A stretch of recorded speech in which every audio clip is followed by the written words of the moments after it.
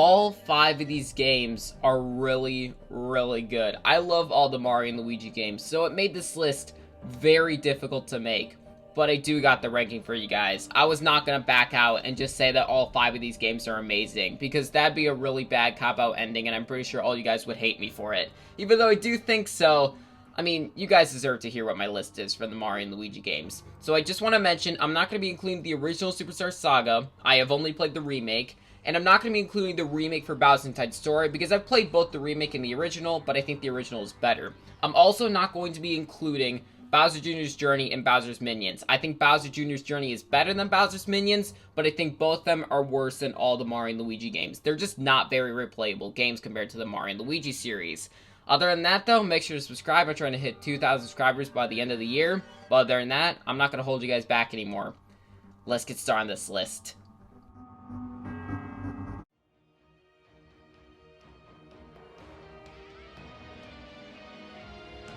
This Mario & Luigi game was not originally at the bottom of the list. It was even in my top 3, but when I played every single Mario & Luigi game for the past year, I realized that this Mario & Luigi game just isn't as good as the other ones, and it's not what you guys were expecting. My least favorite Mario & Luigi game is Mario & Luigi Superstar Saga.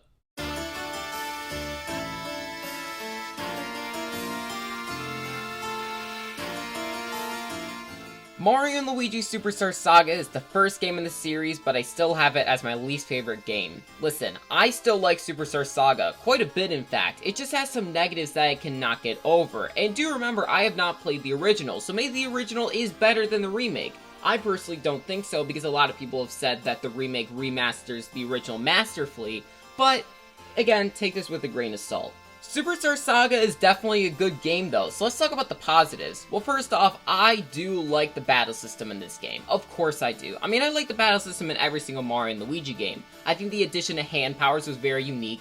I like the bros attacks in this game, even though I prefer the longer, more satisfying bros attacks in Dream Team and Paper Jam. They're definitely not bad here because they're short, which is very nice. I also like the end game of Superstar Saga. I mean, Joke's End all the way to Bowser's Castle and the final boss is a great stretch of the game. It's probably one of my biggest highlights. Actually, no. My biggest highlight of the game is when you get every single ability and you're trying to find all the secrets in the prize moles. That is my biggest highlight of Superstar Saga, and no other Mario & Luigi game really has that. The exploration and secrets are what makes Superstar Saga great. I love exploring all the Bean Bean Kingdom trying to find them. It's a very fun experience, and again, my biggest highlight of the game. And I really don't think that there's really any annoying boss fights in this game. Tolstar is my least favorite, but it's just because it's a really easy boss fight. There's no annoying things in Superstar Saga battle system wise. But that's really where the positives end.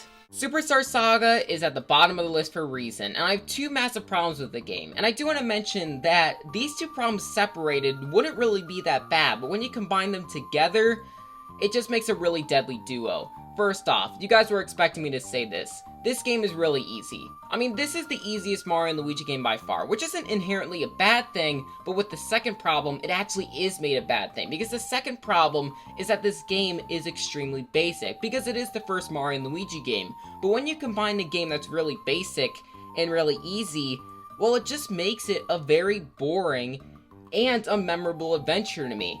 This is my biggest problem with Superstar Saga. Because the game is easy and very basic, it's super unmemorable. This is the most unmemorable Mario RPG by far. And it's actually very boring for the first third of the game because there's just nothing going on and it's super easy to plow through. Yeah, that's the main problem I have with Superstar Saga. Once you upgrade your hammers once though, I do think that the game is good and it's not boring anymore. But a long time, the first part of the game is just a big slog for me. And this is why Superstar Saga is my least favorite Mario & Luigi game.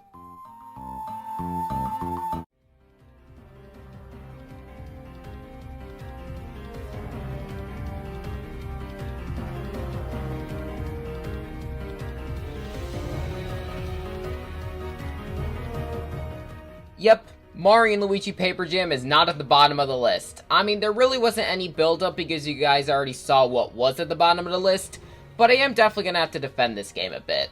Paper Jam is a very flawed game. People just keep bringing up problem after problem after problem, and I probably should dislike the game, but I don't?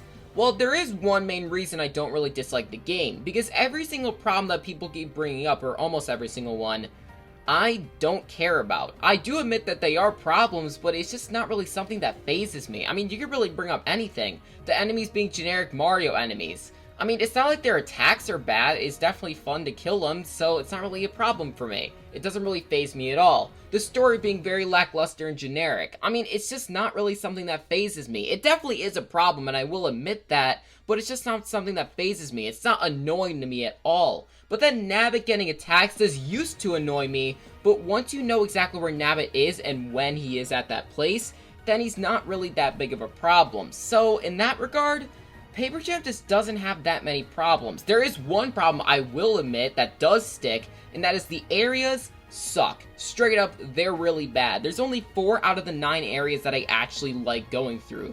Gloomy Woods, Mount Burr, and both the Bowser Castles. Those are the only locations I like going to. I mean, Sunbeam Plains, Doop Doop Dunes are very generic and open. That's where the game being generic is actually effective for me personally. The areas are so generic and boring. So in that regard, yeah, there is definitely some problems with this game, but most of them don't faze me. But there's also the positives of the game that do lift it to number 4. Yes, there are positives to Paper Jam. There's actually very little, I'm not gonna lie, there's not too many, but the positives that are there are very strong. First off, the abilities in Paper Jam, especially the Trio Drill, are very fun to use and are very unique. They actually use Paper Mario pretty well. Next up, every other positive is going to be going towards the battle system, because obviously the battle system in every single Mario and Luigi game is good, but in Paper Jam I think it's really good. First off, I really like using Paper Mario. I think him and the copy block is very fun to use, and it definitely adds to the battle system quite a bit. I also like the Bros attacks and the Trio attacks. I think they're very fun and very satisfying to pull off. They're my second favorite set of Bros attacks right behind Dream Team. That's a very good thing to hear. I also really like the bosses in this game. I think that they're probably one of the best sets of bosses in the entire series. I really only dislike Petey Piranha, the first boss fight in the game, because it has a tutorial mid-boss. Actually, now that I think about it, there is a negative to this game. I forgot to mention the Papercraft battles. Yeah, those weren't very good, but the normal bosses in this game were very good. Yeah, I mean, there's definitely a decent amount of negatives to Paper Jam, but in my personal opinion, the pros in Paper Jam do outweigh the cons, which is something that Superstar Saga doesn't do, and this is why Paper Jam is number 4 for me.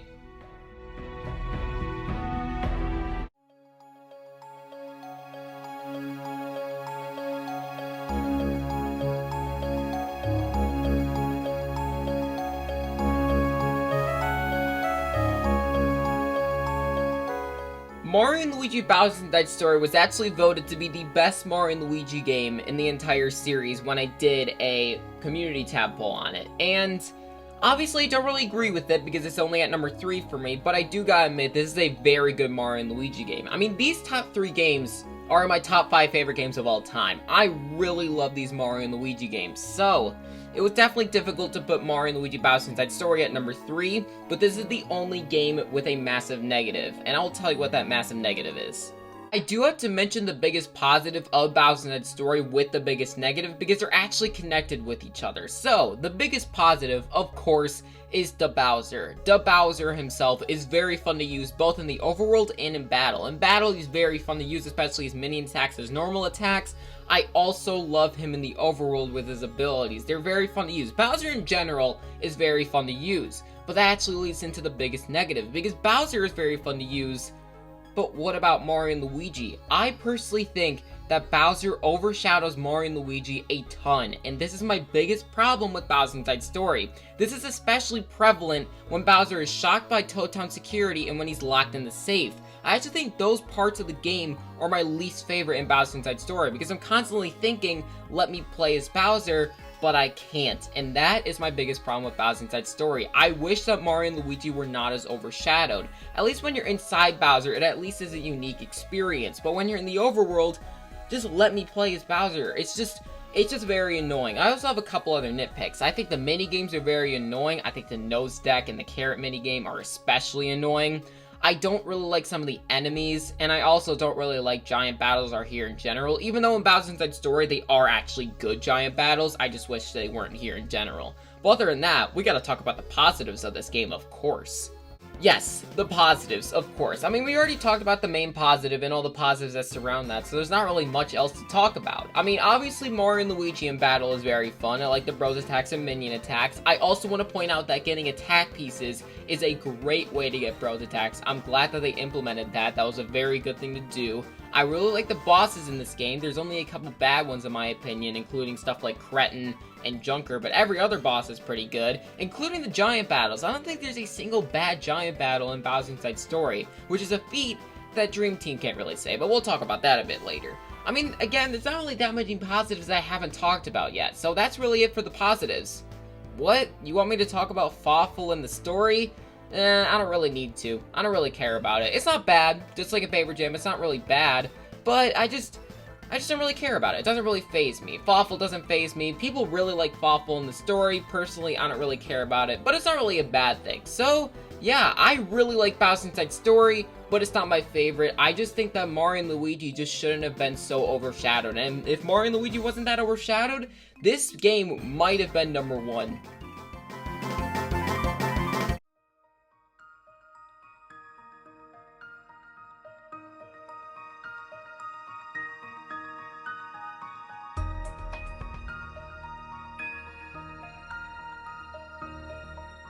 The game that missed the number 1 spot, Mario & Luigi Dream Team, second place is definitely still a good spot, but I do want to mention, Dream Team was going to be number 1, until I replayed the beginning of the game. Yeah, there is definitely some problems with Dream Team that do still stand.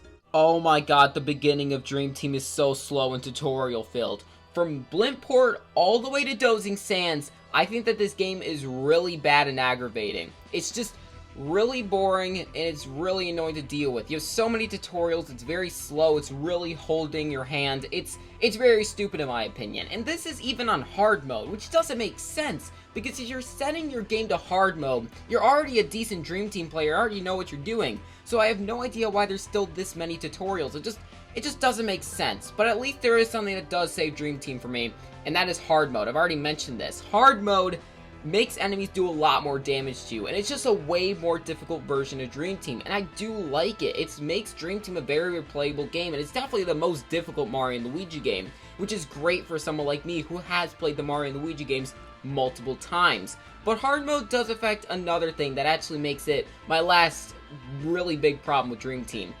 The giant battles suck. Like, straight up, they're really bad. I mean, there's only 2 that I think are okay, which is Earthquake and Robo Drill Digger. I think Mount Pajamaja is bad, and the Z-Keeper and Giant Bowser are god-awful. They're very annoying to control because you're not controlling them with buttons. This game has really hard giant battles, but you're not actually losing because you suck at the game. It's just because the controls are so bad. This is why I hate giant battles in Dream Team. But everything else about Dream Team, I really like. Let's get into those positives. And heck yeah, there is definitely positives. First off, I'm not even going to talk about the battle system first. We'll talk about that a bit later. I really like the music in this game. I think it sounds very majestic, and I think it fits. I really like how this game looks. I think this game looks the best in the series. I really like the areas as well in general. I think that they're very fun to explore, and again, the themes definitely match it. And let's go back to the battle system, because that's really all I care about. I really just care about the battles. I mean, of course, hard mode really makes battles more fun. That's something I really do want to point out. Expert challenges are a good idea. I think the badges were good in this game. I really like the bros attacks. They're my favorite set of bros attacks in the entire series. And the Luigi area attacks were very fun. I mean, battling in the dream world is also really fun. I think it was very unique. I also really like the boss battles in this game. I think their attacks are really good, and I think their difficulty is just right. And yeah, I mean, this game has a lot of positives, and there's not very many negatives. This top 2 was very solidified for me. I really love Dream Team, and if the giant battles were not there, and the beginning was just not as slow, I think this would have been number 1. But you guys now know exactly what number 1 is.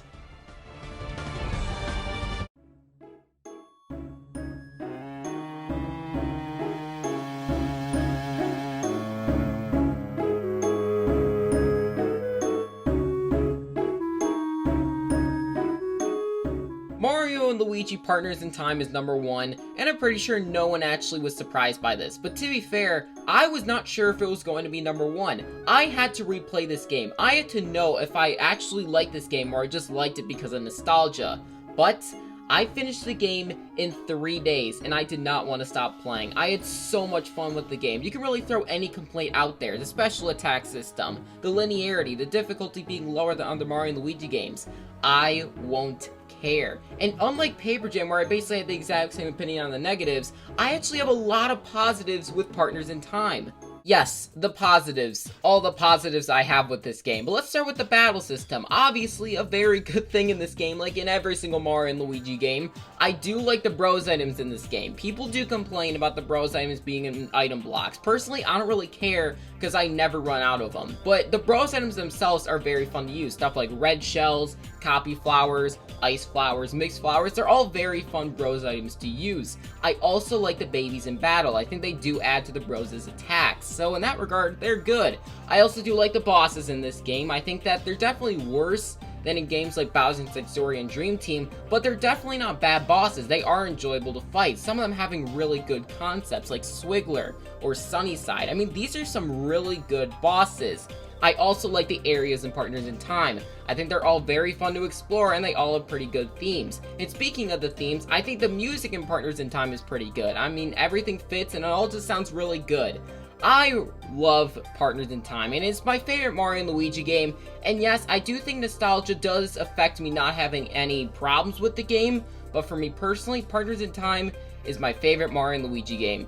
Wow, this is a long video. Thank you guys for watching it. I really do appreciate it. And if you lasted this long, please subscribe. I don't think I say this though, but make sure to leave a like. I mean, I'd really appreciate that. I want this video to maybe hit 50 likes. That'd be very hard, but I really appreciate that. But other than that, thank you guys for watching this video. And thank you guys for 1,000 subscribers. Bye.